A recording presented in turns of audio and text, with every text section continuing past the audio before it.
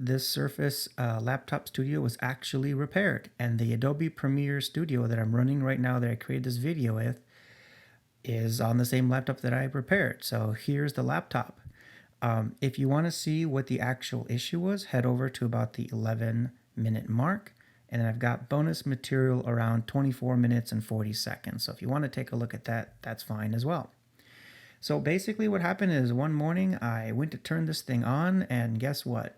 It turned on for about 3 seconds and shut off. I thought it was the issue with the power, and I'm kind of replicating it here in this video, but it wasn't. I plugged in the USB several times. That's typically how I charge it, and it didn't work. So I did what most people would do. They kind of Google it, and I said, okay. So I held the power button down and the volume down button at the same time. This is the Studio laptop, but if you've got a standard Microsoft Studio, it's kind of at the top of the bezel. But regardless, you can see I'm holding the power and the volume down button, and nothing is happening. I've got the USB-C plugged in as well as the Microsoft original power adapter to the very right. The light does go on to the very right on that Studio laptop when it's charging, and that's all that I could see. So nothing worked holding down various buttons. So what I had to do next is take it apart. You know, I know firsthand repairing thousands of laptops that sometimes what you have to do, unfortunately, is take it apart and pull out the battery, maybe the solid state hard drive, and bleed all the electricity out of the circuits, and then hopefully that will work. So that's really what I'm doing here. So as you can see, I've got to take out a bunch of Torx screws. There's about 3 on top and 4 on the bottom. Bottom is where I'm at. And then there's 2 on the side. What I really don't like about this design in disassembling this is that, you know, unfortunately, everything is glued or kind of double-sided taped.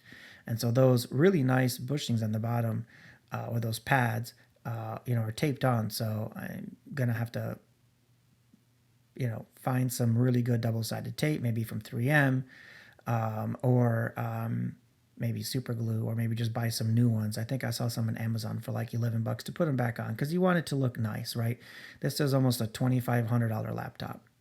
And then you can see on the right and the left-hand side of the perimeter, I'm having to take out an additional 2 screws. You can see where there's a bump there, and on the other side here, I've got to do the same thing. I really, really dislike that they've done it this way. Certainly, they didn't have to do this. I feel like so many manufacturers are following what Apple and others have done, which is hide everything for the lack of repairing your own stuff. And that's not good because, as you can see here, I was able to eventually repair it by replacing a component. So to me, it's not right that in order to repair it, you have to destruct some of this design. But, you know, that's for a different discussion. So as you can see, I've got all the screws out. There's a bit of adhesive, double-sided adhesive, stuck to part of the circuit board in the front. I didn't want to, again, break, tear, or disrupt the kind of that silver plastic lining. So you can see here where I'm slowly trying to work it. It's so strong, I was actually bending the board in front. So I had to be very careful not to cause more problems than already existed. I've got to give it to Microsoft. When I open this up, I mean, it is a beauty.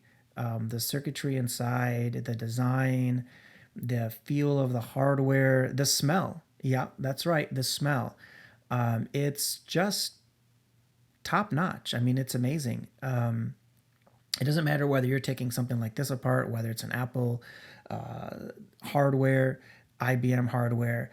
They've all just gotten so good at making hardware. Whether or not it lasts, it's something different, and I'll call this, you know, an oopsies, you know, freak accident, whatever you want. But it's unfortunate that I had to do with this, but the way that this is architected and designed is really good. Look at those beautiful tracings. Look at how they've separated the high and the low power to reduce noise. The location of the fans is quite interesting, right? Because in the old system boards, they were right underneath the board or through the board, right? The motherboard. Now they're different, right? Now they've got the ability to transfer, you know, thermal energy to other areas and be more efficient. So I think that's just very neat, incredibly thought out, you know, hands to all the engineers that worked on something like this to put it together. And no doubt there were thousands, right? You build on top of what other people have done.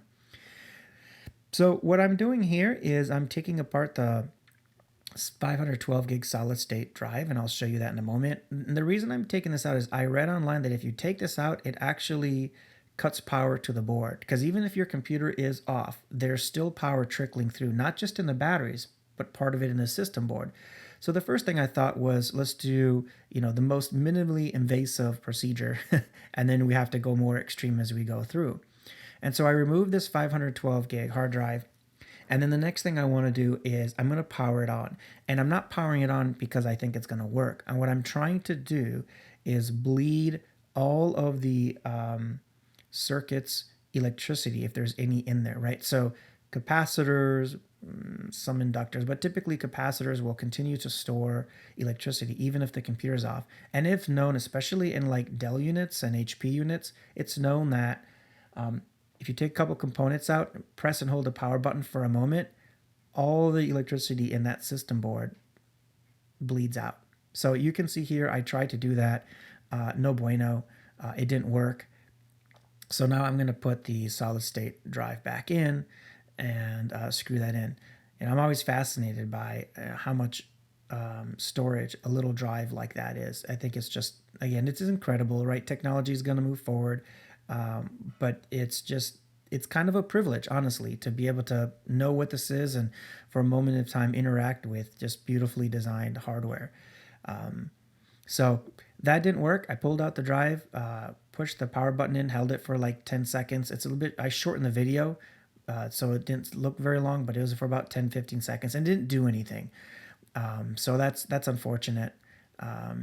So the next thing that I'm going to do is I need to actually disassemble, not disassemble, but disconnect the batteries. You can see here, I think I'm going to press a couple more buttons. But in the meantime, I've got to take out the batteries. The next thing, the solid state drive didn't prove to reset anything. Once I disconnect the batteries, I'm going to do the same thing. I'm going to press and hold it for a little bit of time. And if that doesn't work, then we have to now really think of what else could be the issue.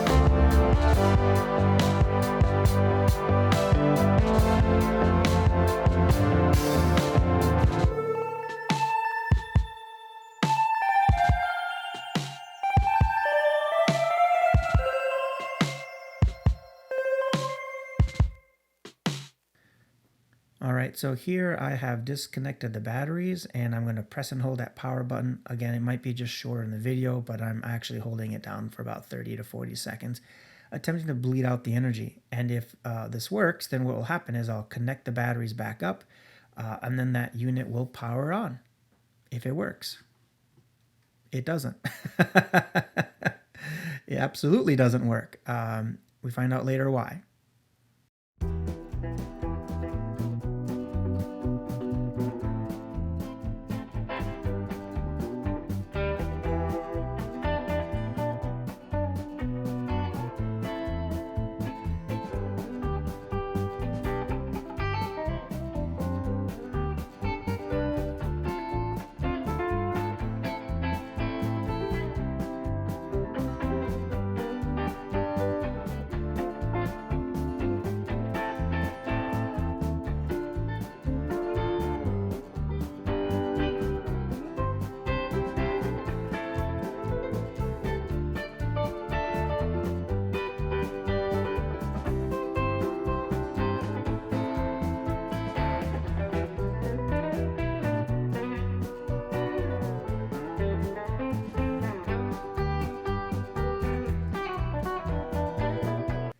Now, one thing I noticed when I was charging this with the Microsoft charger, not the USB charger, was at the bottom right hand side where the charger's at was getting really warm. So I thought the batteries were charging. So I thought, let me just explore around there. And I found something quite interesting. I found that there was a component on the system board, and only one component on the system board, that was getting extremely hot. Like, you don't want to touch it hot. Of course, I touched it. So I was lucky enough to just see what it was. Whether or not replacing the component's going to fix it, I mean, the video, what the conclusion is, but at the time, I didn't know. So what we're looking at here is actually the capacitor, and I'll give you a closer look up in a moment. But it's in the bottom right-hand side. It's brown, a little darker than the rest of them. And it is incredibly hot. And you can see I'm feeling around there trying to figure out which component is heating up. Obviously, that's a good telltale sign that there's probably something wrong when it's that hot and nothing else is warm. You don't expect a small component like a capacitor to really have very much heat at all. So that's the one there. You can see I'm kind of picking at it a little bit. I zoomed in on it with the lens a little closer, and it absolutely is brown there. So what I've got to do is try and find out what the specs are. Now, I was not able to look at the schematics online with any good detail and find out what those are. The manufacturer keeps those well hidden. And this is a very small capacitor, SMD, very intricate soldering on the system board. And I didn't actually have all the proper tools, I would say, in order to replace it, much less understand what type of capacitor I actually needed, right? What's the capacitance? What's the electrical requirements for this? Because you can't just do one for one typically, and you're good to go. Luckily, I've got a lot of old components hanging around, so I was able to find one of similar size, but I had to take a guess. So just looking at this a little bit closer, you can see the bottom one has brown, trying to show very good close detail. That brown one at the very bottom, it absolutely has an issue. That's the one that's getting super, super hot. Compared to the one on top of it, you can clearly see that there's visual damage. So that's the one that I'm going to replace. And I should mention again, I didn't have the schematics, so it was a little bit of a gamble on what the values of this would be. I have some old components that I kept around. So for all of you, those that are hoarders of electronics, you can use this as an excuse why you need it, because I literally found only one system board that had the capacitor that even closely matched the physical dimensions. And I should say, unfortunately, it was a little bit of a guess because I couldn't find exactly what the schematics were. So there was no way for me to know what I needed. If I knew exactly what I needed, I could have just ordered one online. But because I didn't, I went ahead and said, well, thing doesn't work anyway. Might as well find one that's close in physical dimensions and then go and replace it. A thing on capacitors, though, I always make sure that the capacitor, if I'm going to replace and have to guess, that it has more capacitance, not less. Something that I've just learned from engineering school. If you end up with replacing something with less capacitance, it could certainly cause issues down the road. I think I mentioned, but 24 minutes and like 40 seconds, I've got a little bit of bonus material showing you where I got the capacitor, and I'll talk through that. But for the moment, here I am soldering it to the computer.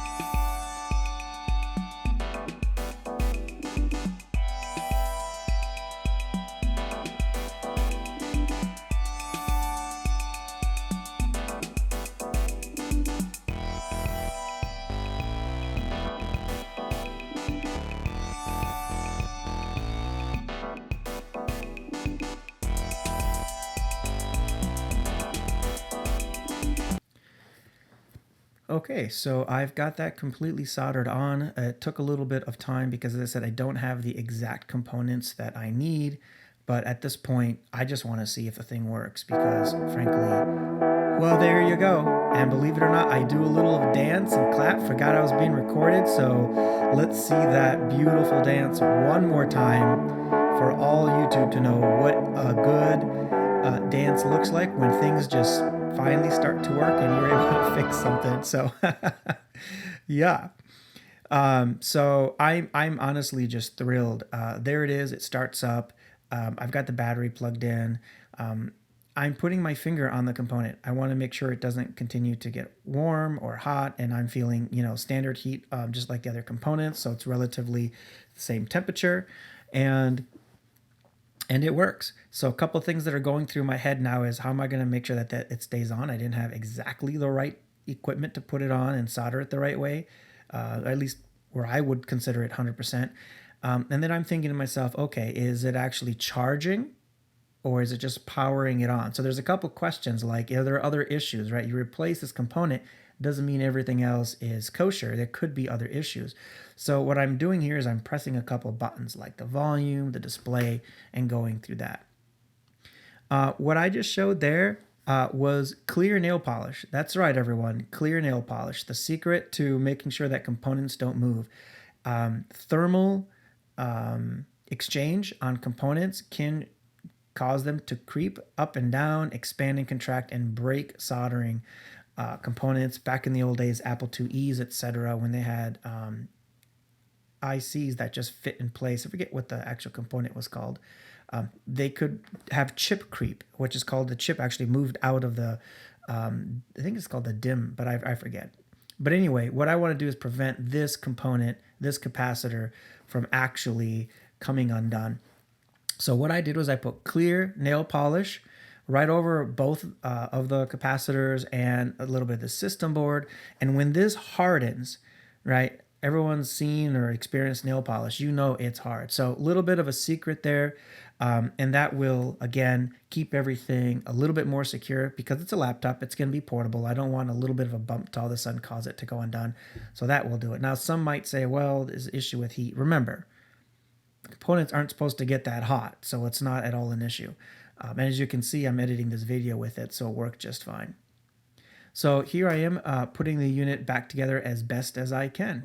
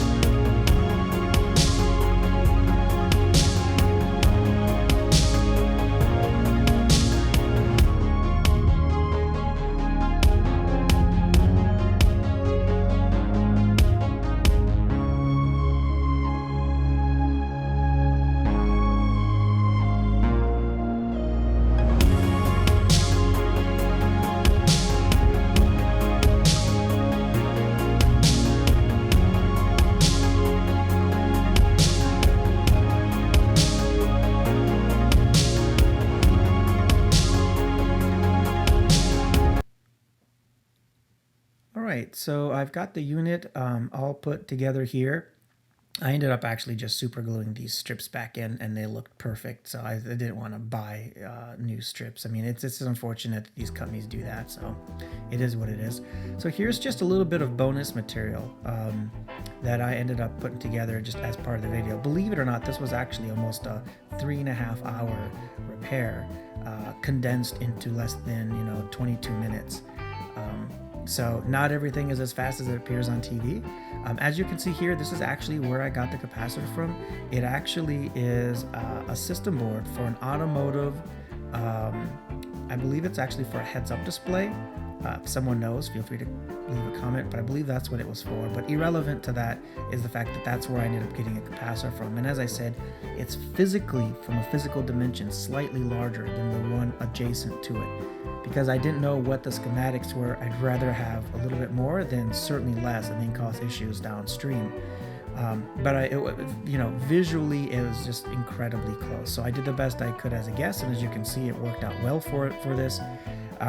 Trying to find schematics for components on a system board like this is very tricky. The manufacturer doesn't have to publish them.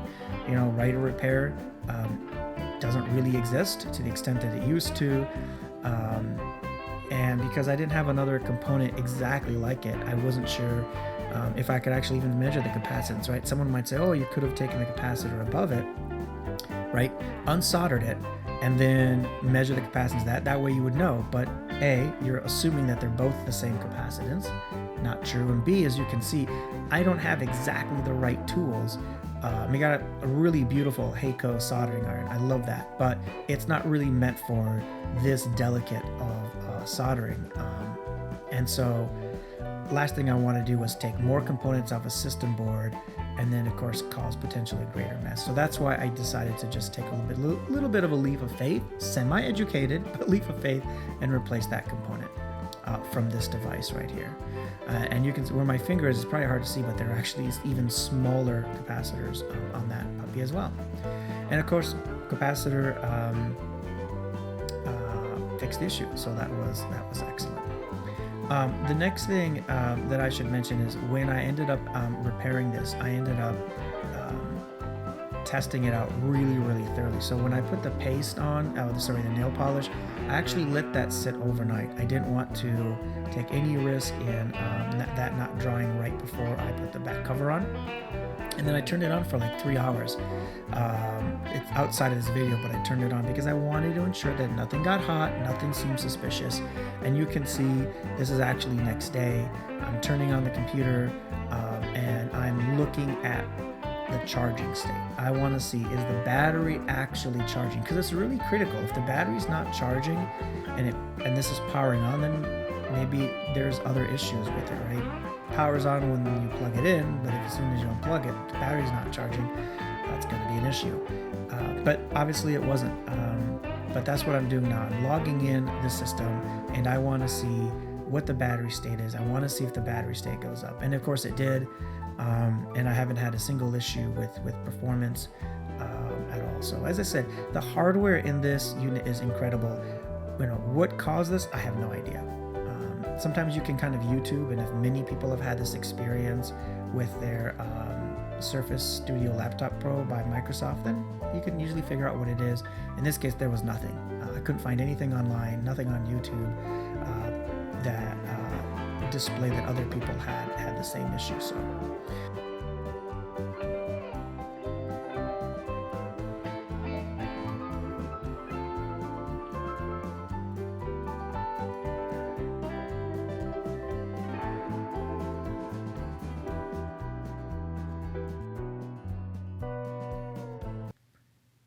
So thank you for watching. If you have any questions, leave them in the comments, and I'll try and answer as many as I can. For now, as I mentioned, it's been over a week. This has worked beautifully, which is great. So if you have the same issue, hopefully this will be helpful. Otherwise, have yourself a good rest of the day. Thank you for watching. Please subscribe if you haven't, and leave as many comments as you would like. Thank you so much. Bye.